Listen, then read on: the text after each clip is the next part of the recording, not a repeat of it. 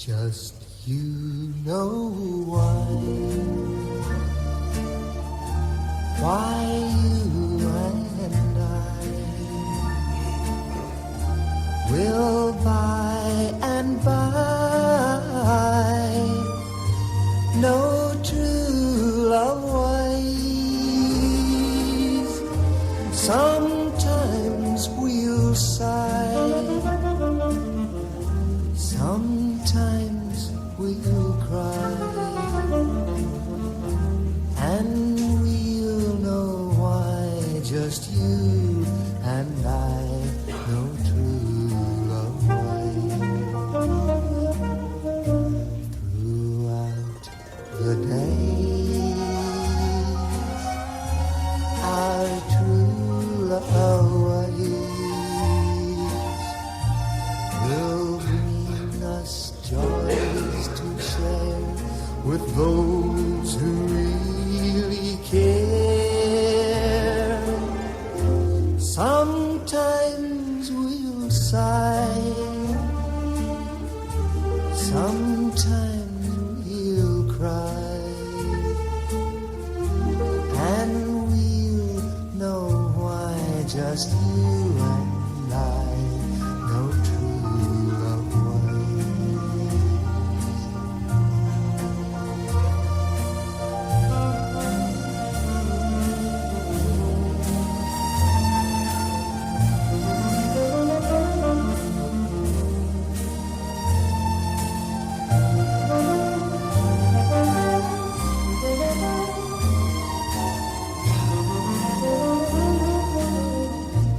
throughout the days. Our true love ways will bring us joys to share with those who really care. Sometimes we'll sigh, sometimes we'll cry, and we'll know why. Just you and I know true love ways.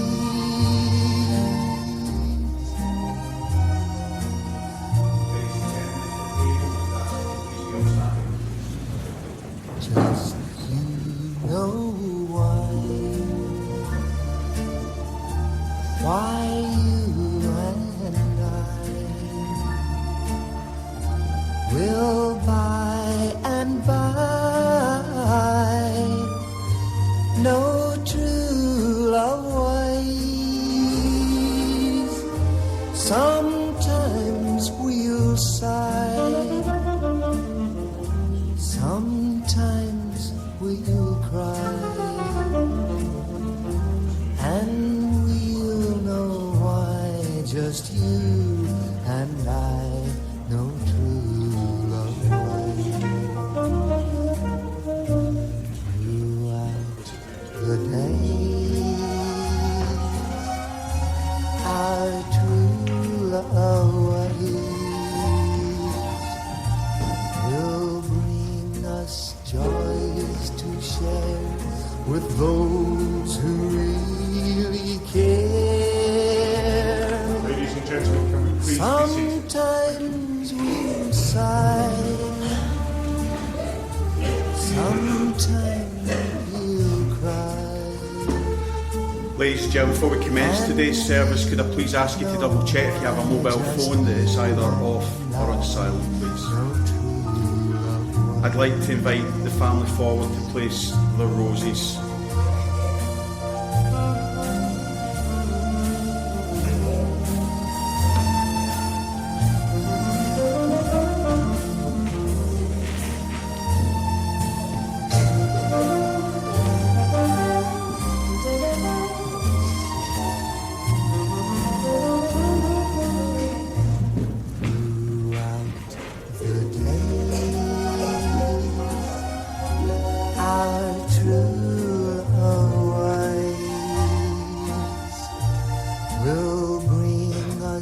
Joys to share with those Good morning and welcome everyone.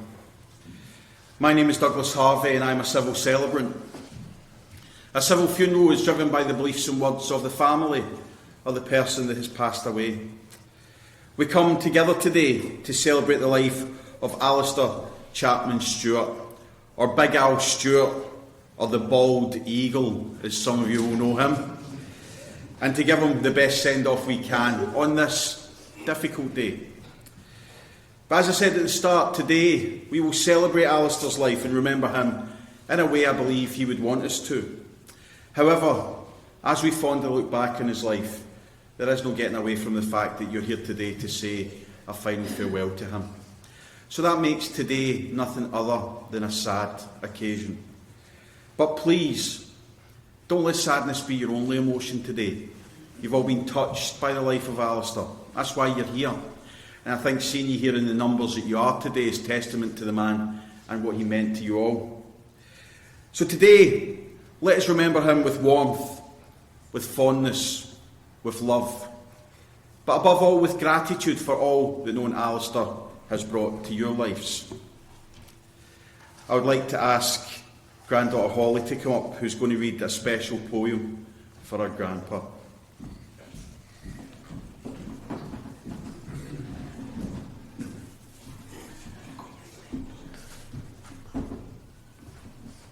When at times I face some struggles, I could always come to you. It's as if you read my mind somehow, as if you magically knew. You'd find the words to use, the right phrases you would say. That's why I'm sad that you're gone, why I share these words today. My dear Grandpa, you were everything. You meant the world to me. How you sneakily give me a sweet, or you set me on your knee. And although things now have sadly changed my life, it will go on and remind me of my best friend who now has sadly gone.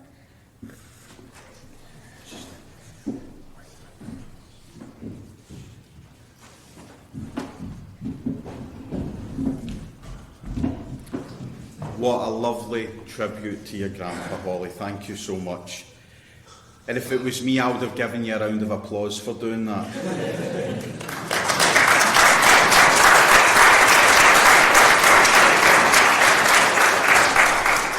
Not an easy thing to do. Your grandpa would be very proud of you. Let us spend this time together today as we remember Alistair. Alistair was born on the 18th of June 1943. He came into the world mid-World War II, during the time the German Luftwaffe were bombing the Clyde Valley. So you could maybe say he entered with a bang. See what I did there? Keep up, people. Born at Ash Tree Maternity House in Paisley to proud parents Robert, known as Bobby, and Agnes, known as Nessie. Father Bobby was a civil engineer, while Mum Nessie was a housewife at the time. Alistair was the middle child of the couple's 3 children and a much-loved brother of Gregor and Douglas. Raised in Brookfield and schooled locally, Alistair had a great childhood growing up with his brothers. He also spent a lot of time with his best buddy Snod since the age of 4, and they remained lifelong friends.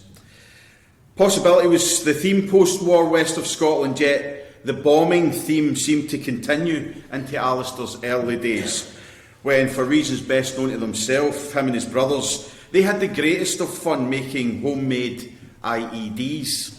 For those of you not in the know, IEDs, improvised explosive devices, as in bombs. So they had lots of fun causing mayhem in Brookfield and the surrounding areas. Now remember, this is 1950s Renfrewshire, not the Gaza Strip. So they had to be creative with their bomb making. I'm told even using toast and strawberry jam as a C4 in their bombs. Well, that's what he used to say to Lucy when she was young anyway.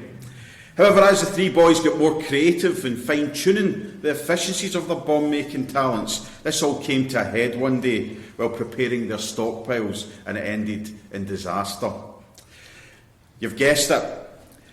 And it resulted in a police investigation. Not only that, it was front-page headlines for both the Renfrewshire and national papers, where NASA should have been at the time. The headline read in the papers, "Terrorism strikes Brookfield, Scotland, with young boy in critical condition." Sounds serious.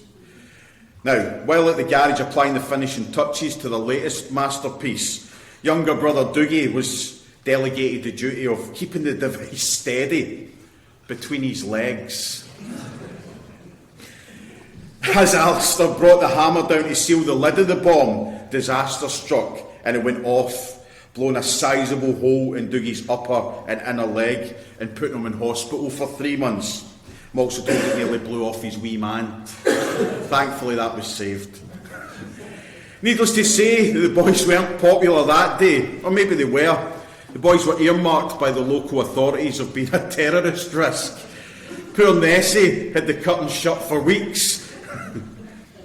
I'm told he also made a bow and arrow and shot it at Dougie as well. Poor Dougie seemed to be in the receiving end of many of Alistair's adventures and creative ideas. As that story goes though, Big Al had an aptitude for adventure and fun. Therefore, the classroom was never a place to provide what he needed. So, he was at his best with his brothers and mates, either on a cricket field, playing tennis, or playing football at a decent level up front. He also became the tennis club champion while still at junior level. On leaving school, Alistair tried out the electrical trade with Kilpatrick's in Paisley, where I'm told the early starts of 6 a.m. and the hassle to get into Paisley for Brookfield just wasn't for him. So he lasted in that job a whole 2 weeks, and that was that. But when he was 17, his mum and dad purchased the hardware store of D.P. Smith in Port Glasgow, and what a life this created for him. A huge step up from those early starts at Kilpatrick's. He now had the freedom of running his own business. And he was great at it. He would always help out people. If he would give customers tick when they needed it, or delivering something to a wee woman who couldn't get a purchase home, Alistair was a good guy. And he was proud of all he'd achieved. But his proudest achievement was when he became a father to Mark in 1977. Then followed Keith in 79, and finally daughter Lucy in 1981. As a dad, his greatest role, his kids say he was a brilliant dad. He would do anything for his kids. He was quite laid back. You could say at times he was more of a pal than a dad. He would never push his views on the kids and always gave them the freedom to find themselves. Saying that, he did try and keep them on the right track. Alistair loved football, but wasn't a football supporter as such. But he would take the kids to see the bestest team in the land, the mighty and great St Mirren. Try and steer them away for the two other ones. Guess who I support? However, as we all know, truth be told, watching St Mirren is quite laboursome, should we say. So the kids found better ways to entertain themselves on a Saturday. Never did find out if he deflected to the dark side anyways. You could say he was a man of his generation. He worked hard for his family, and he had his routines, and he very much stuck by them. You could set your watch by Alistair. He would have breakfast at the same time every day, and like I say, he really stuck to a rigid routine. In his downtime, he enjoyed his social life back in the day, and he also occasionally liked to play a round of golf sometimes. Well, that's not true, is it? You all know he absolutely loved his golf. And Alistair certainly embraced the world's most frustrating sport, should we say, and he was definitely hooked. Any spare time that he had would be dedicated to lowering the handicap, and Alistair was truly at his happiest on the course. He was a well-kent face at the club throughout the years, and he was always known for his character and his colourful trousers. And I'm sure you all see Mark with his trousers on today, a nod to his dad. Great tribute. Back in the days of black and white telly, Alistair played a tournament at St Andrews when the tournament was televised. And somebody in the first tee said to him, "I wish this was on colour TV so everybody could get a laugh at your trousers." It didn't take Al long to get his handicap down, and one key highlight from his pro-amateur competition days was playing at the Eden in St Andrews. Went on, now bear with me here, I need to read this so my head's going down for this bit, alright? When on the 16th, his opponent put his shot to 6 inches of the par 3, 16th, 154 yards. Get inside that, was said. Bear with me here, I'm trying to pretend I know what I'm talking about. Anyway, Big Al knifed his tee shot, which flew up the gravel path, hitting the bunker side rake, then eventually rolling in, resulting in a hole-in-one eagle for the bald eagle. He then backed it up, going up the 19th in a playoff where he bagged a Stewart victory, making the national papers yet again after an expensive round of drinks in the St Andrews Eden Golf Club bar. And there are more golf stories to follow later. Back home, holidays were always a bit contentious, always seen that time with the family could be better spent allocated to the golf course. This issue was soon rectified when the family started holidaying in the early 90s to North Berwick, where he joined the East Links overlooking the Bass Rock. The family have many great memories being down at the caravan. However, one memory that certainly stands out for Keith was when Alistair decided to mix the sports up with some baseball and Big Al bowling like it was his old cricket days. Launched the ball towards Keith, who caught it cleanly, dropping the great man to the floor and putting him out of action for the rest of the week, and only confirming that all holidays should be spent on the golf course. We also have to mention that other loves in Alistair's life was his dog Carter, who he loved dearly, and then obviously came along Lucy's dog Bailey, who he just loved. In his career, Alistair moved on from the shop and taught himself to become a driving instructor, and he excelled in the job. As you all know, he loved a chat, and he helped so many people get through their driving test and having a natter while doing so. But at heart, Alistair was a family man. He loved his family, and he was so proud to see his kids grow up and become the people they are today, and to welcome Joanne, Steph and Graham into the family. But nothing made him prouder than when he became a grandfather, or grandpa as he was called, to Adam, twins Holly and Sam, Carter, Robin, Lennox and Wren. As a grandpa, he just loved the kids, and he was hands-on with them. He would pick Adam up, take him to Barshaw Park. When Lucy, Holly and Sam stayed at home, he absolutely loved having the twins staying there and giving them their chat. And the chat was obviously monitored, wasn't it? Because, as I mentioned, he was a man of his generation. So you could say that Alistair had no filter, should we say? Or as we say in modern day, he was wildly politically incorrect. And we'll just leave it there.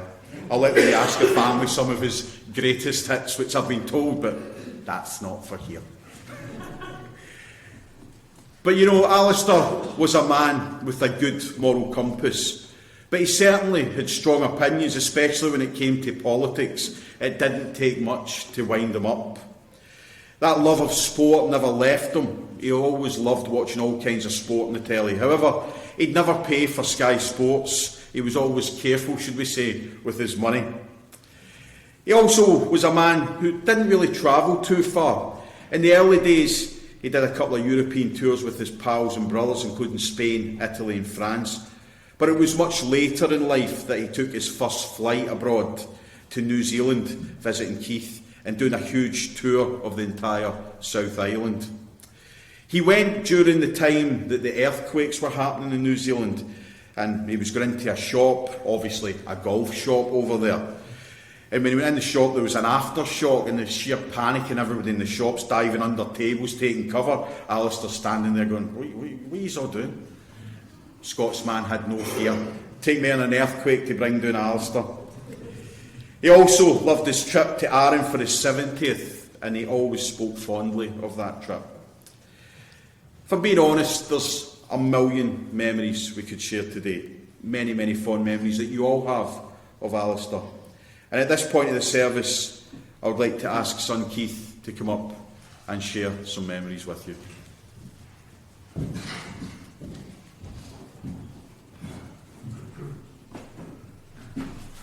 Thanks, Dougie. Fantastic speaking. Oh boy, as my dad would say. See how this goes. Just want to say thank you very much for everybody attending today. It's super turnout, and I think my dad would be really proud to see everybody turn out in such numbers, and also all the well-wishers and the cards we've received, social media posts, and it's just been incredible. I mean, it's 2 weeks to the day today, and obviously it's been something that I didn't think I'd be here 3 months ago to stand up here and have this discussion. The old man's going to be sorely missed, but although I'd just like to say he did love attention, and so he'd be really enjoying the amount of people that are here today, so he could have a natter and a good blether, because that's what he was all about, my dad. Didn't he love a chat? Any of you guys meet him in the village, you know? And you're like, oh, no, I've got to get somewhere. How am I going to do this? And you run off, you know, I've not got an hour to spare, because that's what Dad did, right? And yeah, he was great. It's just chatting was his thing. He'd love to talk to anyone, everyone about anything. That's really how I remember my dad. Mind you, not always talking with, sometimes and a lot of the time, talking to. Especially when you got on the topic of the Conservative Party and Boris Johnson. I'm sure you'll all be familiar with that one. There's just no stopping him. From complete strangers to nearest and dearest, nobody was exempt from my dad's chattery. I'd say, Dad, I think you talk too much. He'd say, don't you know speech is the most greatest form of communication? What could I say? He had all the answers. He loved a chat. And it's probably why, as Dougie said earlier on, he spent 40 years down at DP Smith with Cran Stewart in Port Glasgow. I remember it vividly as kids. I'm sure you guys do, Mark and Lucy, Murray. We'd go down there, we'd do all sorts of different jobs. Anything from the banking to scrubbing floors, placing orders, to pouring paraffin, to balancing the towels. I'm pretty sure 5-year-olds wouldn't get away with doing that sort of thing these days, you know. But he had his working hard, and I tell you what, I loved it. I really loved going down to DP Smith, as all of us else did. But just like any other young boy, all I wanted to be was like, my dad. Sorry. But as much as Dad loved working in the shop, 6 days a week was more than enough. And, excuse me, and as us kids headed to Sunday worship, Dad headed up for Sunday rituals at Runfurley Castle, didn't he? Where he was a member for 50 plus years, joining in 1963. Excuse me.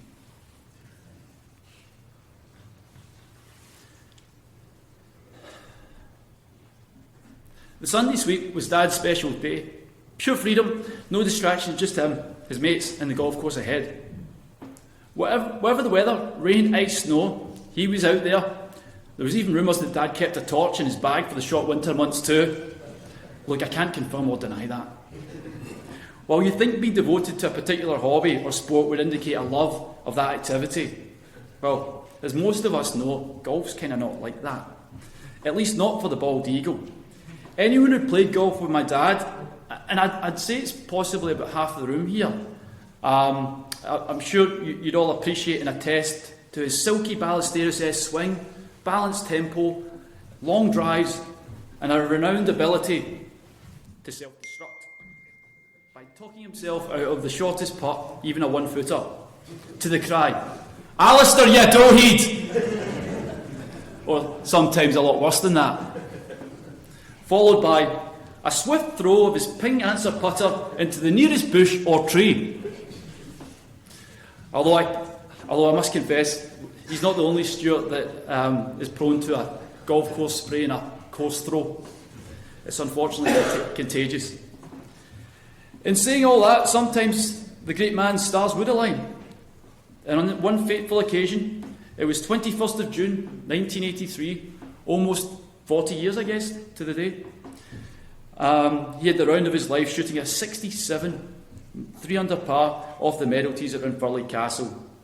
And as you'd say, Dad, oh boy, did we hear about that round. I was thinking I must have been about 3 at the time, but I can tell you every stroke of that round is etched into my memory. Even to the extent when I would play the first with him, and I'd bogey it, he'd say, "Son, you know I got a bogey here in the round I shot my 3 under par, so don't get mad, get even." Still, those words ring true today. He was always encouraging and was a great golfer, but most importantly, he was a great dad. Sorry. But circling back and getting back into the main issue with his golf game, his putting. One of my greatest golfing memories with my father was playing together in the McLean Cup on a very wet, windy Sunday afternoon back in 1993. 30 years ago.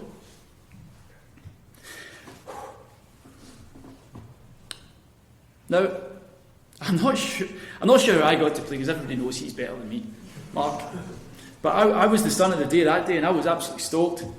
Unfavourable weather conditions wouldn't stop me and my dad. But either way, Mark had opted out, so I was pumped to be playing with the great man. The weather being that bad, it could have been anyone's game that day. I got to the 12th tee, and Dad hit an absolute beast down the right-hand side of the 12, past the bunker, 260 yards. I pulled out a pitching wedge or something like that, stuck it to about 12 foot.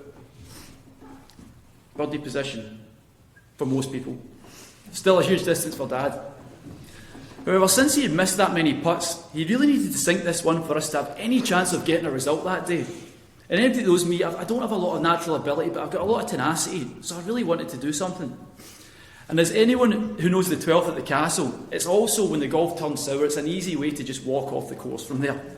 And that's what we're looking to potentially do here. Of course, I just couldn't help myself, could I? And I decided some subtle words of advice were required.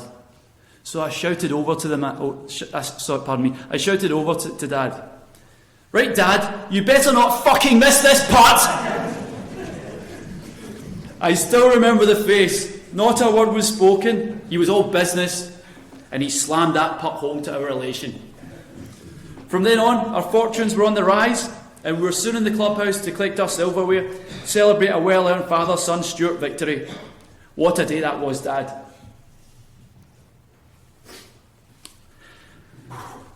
Just before I go, it'd be remiss of me not to leave you with a quote of one of Dad's all-time favourites. And it kind of summarises,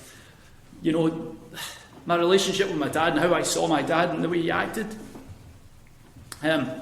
It was the one and only six-time major winner, Lee Trevino, also well loved for his chattery and his on-course theatrics.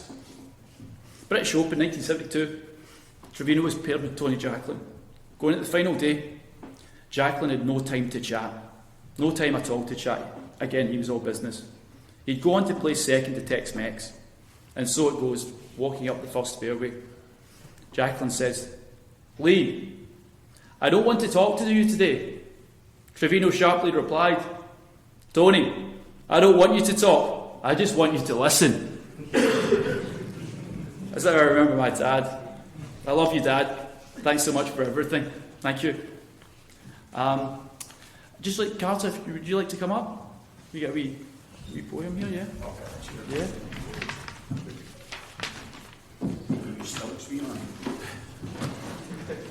Bear with him, he's just turned 7.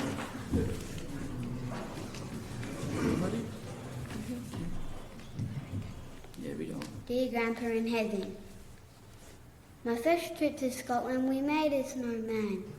Christmas dinner that year we all made a plan to keep in touch weekly with chatter and laughs. You'll call us on FaceTime to help with my maths. When I was older I visited here. I missed you so much due COVID last year. But now I am older. Now I understand your granddaughter Anson was part of our plan. Trips to the Highlands and trips to Loch Ness. I'll never forget when ex making that mess. A cheeky Nick Kelly, what a boy. He ran you ragged, picking up his toys. A gap in my teeth, just like you were the same. I wish we could chatter and still play our game. And in this last visit, that time has moved on. I'll never forget for me you live on.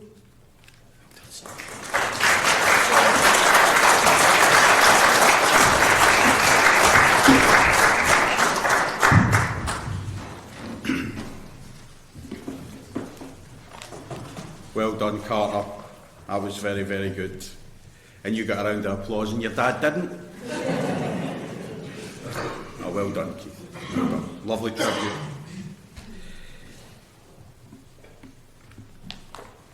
I'd all prepped in case she's buckled there and I need to go and find where I am now. I'd all their words up just in case. No, as I mentioned, there are a million memories that we could share here today about Alistair, but I think we would need to book the crematorium for the week.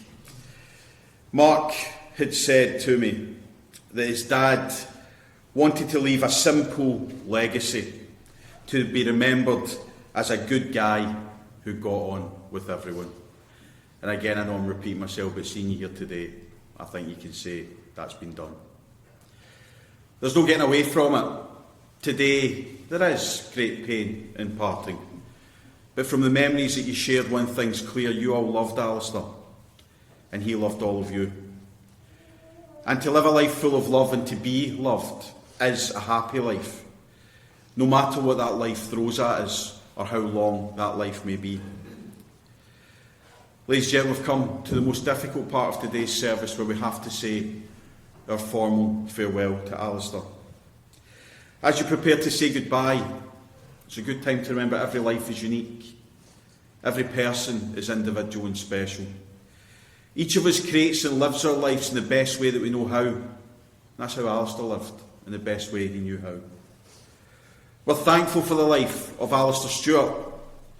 And as we hold him gently in our hearts, we prepare to quietly let him go. They say that love's last gift to us all is remembrance. So before we come to this act of farewell, I'd like to pause for a moment's reflection where you can remember Alistair in your own way and in your own fond memories. As you do this, we will listen to Dougie MacLean's Caledonia. So let's pause for a moment and reflect.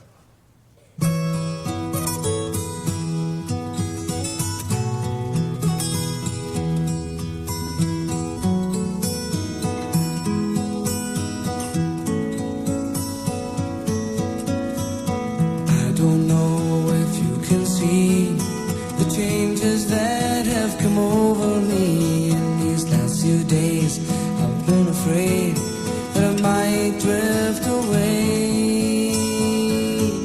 So I've been telling old stories, singing songs that make me think about where I came from, and that's the reason why I seem so far away today. Oh, but let me tell you that I love you. I think about you all the time. Caledonia, you're calling me. Now I'm going home. But if I should become a stranger, you know that it would make me more than sad. Caledonia's been everything I've ever had. Ladies and gentlemen, if you're able, could I ask you to please be upstanding?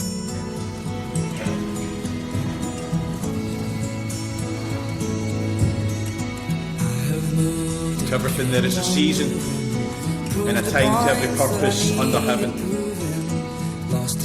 Alistair has been called home, here and now in this final act, in sorrow, but without fear, and in love, we gently let him go.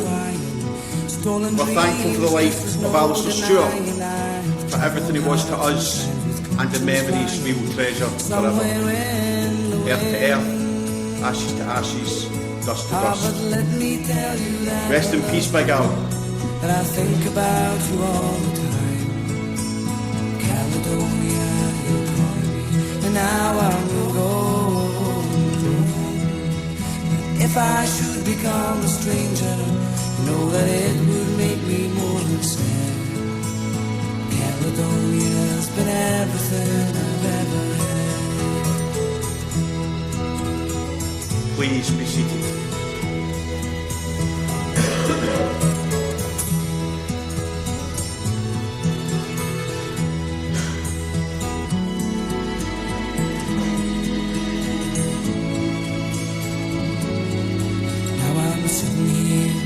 Before the fire, the empty room, the forest choir, the flames that couldn't get any higher, they've withered now, they've gone. But I'm steady thinking, my way's clear, and I know what I will do tomorrow when the hands are shaken and the kisses flow, I will disappear. Oh, but let me tell you that I love you, that I think about you all the time. Caledonia, you're calling me, and now I'm going home. If I should become a stranger, you know that it would make me more than sad. Caledonia's been everything I've ever had.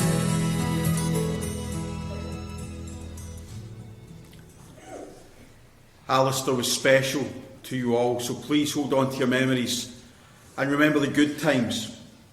Alistair would not want you to remember him for his passing or for today, but in the happy times and the good times. Today I can only mention a mere snippet of Alistair's life, but I'm sure you'll talk often of all your own fond memories. On behalf of the family, thank you so much for your attendance here today, for all the cards and messages of support. They've taken great strength from this during a sad and difficult time. They would also like to say a massive thanks to all the staff at St Vincent's Hospice for the excellent care and compassion shown not just to Alistair, but to the whole family. The family have also asked if anyone would desire to make a donation to support the fantastic work of St Vincent's Hospice. If you can do so in Alistair's memory, it would be greatly appreciated by both the family and the hospice. Appreciate that not everybody carries cash, so they've asked if you want to make that donation online. There will not be a collection box as you leave today. A final word of thanks to David, to the staff from Allen Beaton Funeral Directors and the staff here at Woodside Crematorium also. The family will be returning to the Old Ranfurly Golf Club, where you're warmly invited to join them for refreshments and to share some of those fond memories that you have of Alistair with them. They would love to see you there. We've been remembering Alistair today with love and affection, and there's been a range of emotions. There's been smiles, of course, there's been tears, and maybe a couple of laughs along the way. And I truly believe this is how Alistair would want to be remembered. So talk of him often, but more importantly, when you do, talk of him with a smile. Ladies and gentlemen, like I say, the family will be returning to the Old Ranfurly Golf Club, and you are warmly invited to join them there. We've paid a lovely tribute to Alistair, and just with that I would ask you to be mindful that the family will make their way direct to their cars following the service. So if you are heading to the golf club, they would love to see you there. I would ask you to do the same though if you could make your way straight to your cars. Thank you. Before we leave, just one final reading entitled Feel No Guilt and Laughter. Feel no guilt and laughter, he'd know how much you care. Feel no sorrow and a smile that he's not here to share. You cannot grieve forever, he would not want you to. He'd hope that you would carry on the way you always do. So talk about the good times, the ways you showed you cared, the days you spent together, the happiness that you shared. Let memories surround you. A word someone may say will suddenly recapture a moment, a time, an hour, a day. That brings him back as clearly as though he were still here, and fills you with that feeling that he is always near. For if you keep those moments, you'll never be far apart, and Alistair will live forever, locked safely within your heart. Today's music is chosen in line with the songs that Alistair loved. You heard Buddy Holly at the start of our service, and we're going to close with another Buddy Holly song, quoting the phrase that Alistair would always use. So we'll listen to Buddy Holly's Oh Boy. Thank you. All of my love, all of my kissing, you don't know what you've been missing, oh boy. Oh boy, when you're with me, oh boy. Oh boy, the world can see that you were meant for me. All of my life I've been waiting, tonight there'll be no hesitating, oh boy. Oh boy, when you're with me, oh boy. Oh boy, the world can see that you were meant for me. Stars appear and the shadows are falling, and you can hear my heart calling. A little bit of love and makes everything right, and I'm gonna see my baby tonight. All of my love, all of my kissing, you don't know what you've been missing, oh boy. Oh boy, when you're with me, oh boy.